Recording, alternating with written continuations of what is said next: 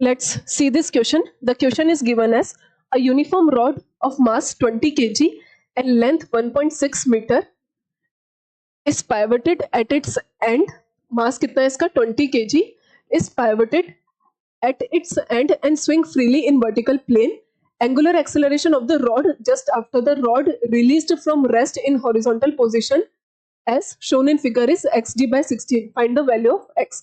यानी कि हमारे पास एक रॉड है, इसको हम ऐसे रिलीज करेंगे तो जब ये हॉरिजॉन्टल पोजीशन में ही होगी तब हमें इसका एंगुलर एक्सेलरेशन निकालना है. तो हमारे पास एंगुलर एक्सेलरेशन निकालने के लिए हम यूज करते हैं torque is equals to I alpha. अब हमारे पास यहाँ पे इसका फ्री बॉडी डायग्राम बनाते हैं. तो देखो इसका mg कहीं ना कहीं नीचे लगेगा और ये इसी एक्सिस के अबाउट घूमेगी किसी ना किसी एंगुलर एक्सेलरेशन अल्फा से. तो हम ऐसा बोल सकते हैं torque is equals to I alpha.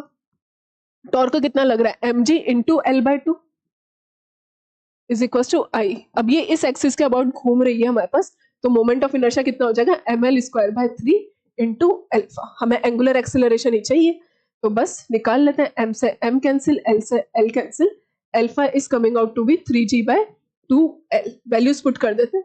g अच्छा 2l ओके. तो ml स्क्वायर बाय 3 सब कुछ सही किया है हमने बिल्कुल. 3g by 2l. l कितनी है हमारे पास यहाँ पे 2 इंटू 1.6. तो इसको हम जब सॉल्व करेंगे तो कितना आ रहा है 3. 1.6 हमने यूज किया तो 30 g बाय 2 इंटू 8 32. कुछ गड़बड़ की है शायद हमने. एक बार कैलकुलेशन फिर से देखते हैं.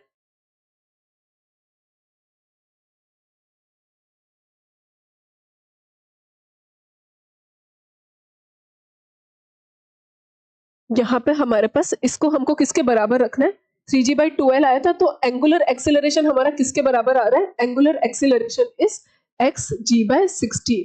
तो हमें x की वैल्यू निकालनी है.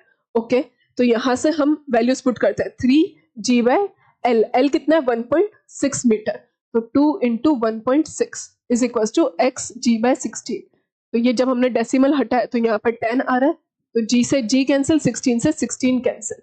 तो हमारे पास ये कितना आ रहा है 30 by 2 is equal to x. तो x कितना आ गया हमारे पास निकलकर 15. So the answer is 15. तो value of x is 15. Okay तो x की वैल्यू आ जाएगी हमारे पास 15.